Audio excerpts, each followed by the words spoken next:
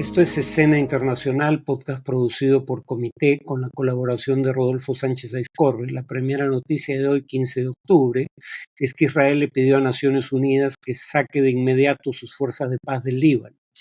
Esto fue un pedido explícito del primer ministro Netanyahu después de sucesivos ataques israelíes que causaron 5 heridos entre las fuerzas de la ONU, los llamados cascos azules, y después de una incursión en el cuartel general de la ONU con tanques. Sin embargo, Netanyahu dijo lamentar el daño causado y que estaban haciendo todo lo posible para evitarlo, pero añadió que la forma más fácil de garantizar la seguridad de los cascos azules era retirarlos de la zona de peligro. Esto un par de días después de haber amenazado a los civiles en el Líbano con padecer el mismo grado de destrucción y sufrimiento que se ve en Gaza, palabras de Netanyahu, si no se hacían cargo de Hezbollah. Es decir, o libran una guerra civil contra Hezbollah o los vamos a seguir atacando. Netanyahu dijo lo siguiente sobre la ONU. En lugar de criticar a Israel, deberían dirigir sus críticas hacia Hezbollah, que utiliza a las fuerzas de Naciones Unidas como escudo humano, del mismo modo que Hamas en Gaza utiliza a la Agencia de Naciones Unidas para los Refugiados como escudo humano, cosa que, dicho sea de paso, las Naciones Unidas niegan en ambos casos. Unos 40 países han condenado la advertencia, sin contar el hecho de que el alto representante para Asuntos Exteriores de la Unión Europea, en representación de los 27 países de la organización, es decir, Josep Borrell, pidió que cesen de inmediato las amenazas por constituir y los ataques por constituir una grave violación del derecho internacional. El secretario general de la ONU, Antonio Guterres, no solo dijo que las tropas permanecerán en el Líbano, sino añadió que los ataques en su contra podían constituir crímenes de guerra. La segunda noticia es que el gobierno colombiano lanzó un operativo militar contra una de las disidencias de las FARC. Recordarán que las Fuerzas Armadas Revolucionarias de Colombia, FARC, llegaron a un acuerdo de paz con el gobierno colombiano en 2016, pero algunas facciones de las FARC o no aceptaron el acuerdo de paz o tras aceptarlo renegaron de esa aceptación y volvieron a librar acciones armadas.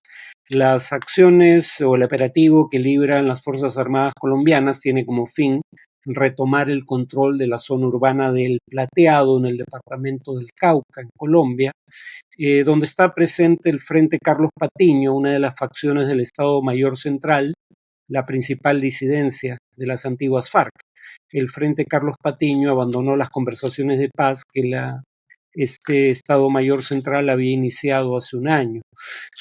Además, el frente en cuestión amenaza con, atacar la cumbre de biodiversidad COP16, que se llevará a cabo en Cali la próxima semana. El gobierno ofrece lo que llama un gran proyecto de transformación del territorio en una zona en donde el Estado colombiano no ha tenido presencia en 6 años. Finalmente, la última noticia es que China maniobra o ha realizado maniobras militares alrededor de Taiwán.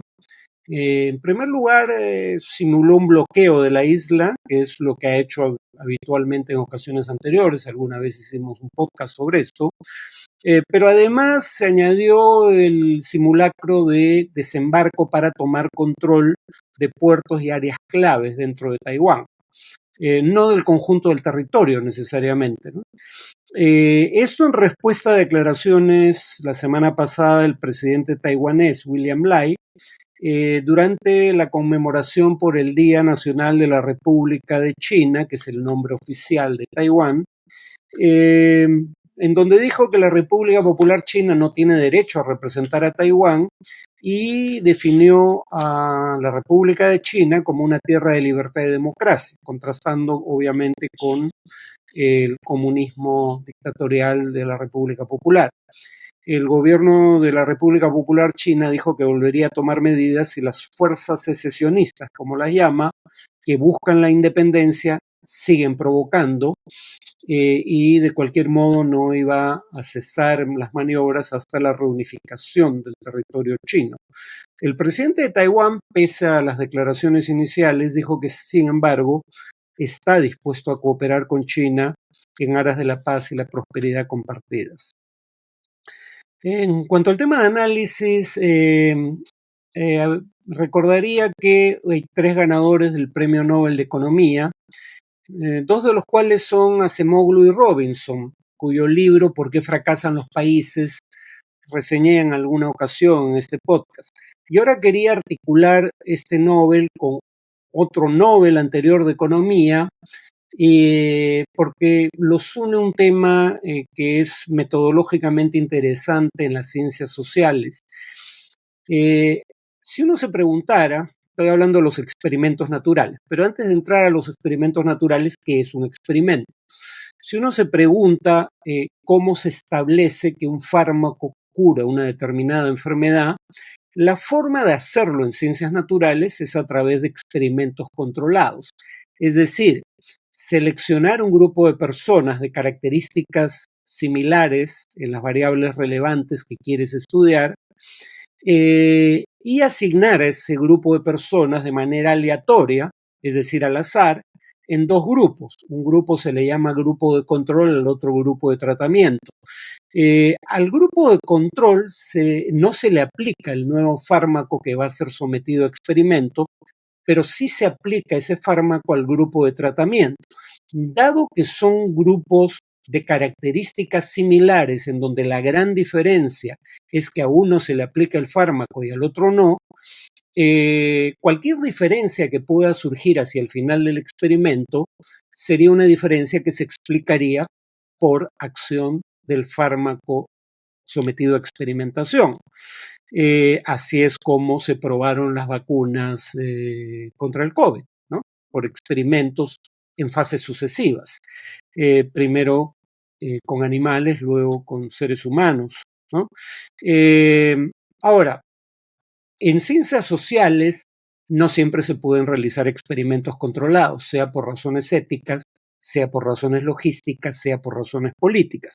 Por ejemplo, si tú quieres establecer cuál es el efecto de desarrollar cierto tipo de instituciones sobre las perspectivas de desarrollo económico de un país, no puedes decir, bueno, vamos a aplicar estas instituciones al país A y vamos a privar de ese tipo de instituciones al país B, siendo ambos países de características iniciales antes del experimento, para ver cuál es el efecto de la imposición de cierto tipo de instituciones en un país.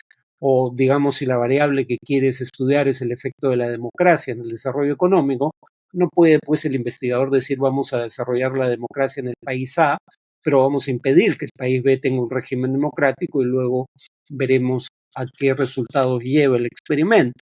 Como no puedes hacer eso en ciencias sociales, en ocasiones las ciencias sociales apelan a los denominados experimentos naturales. Aquí la idea básica es que a veces el mundo real, de manera espontánea, sin que lo induzca un experimentador, nos provee de condiciones similares a aquellas que debería tener un experimento controlado.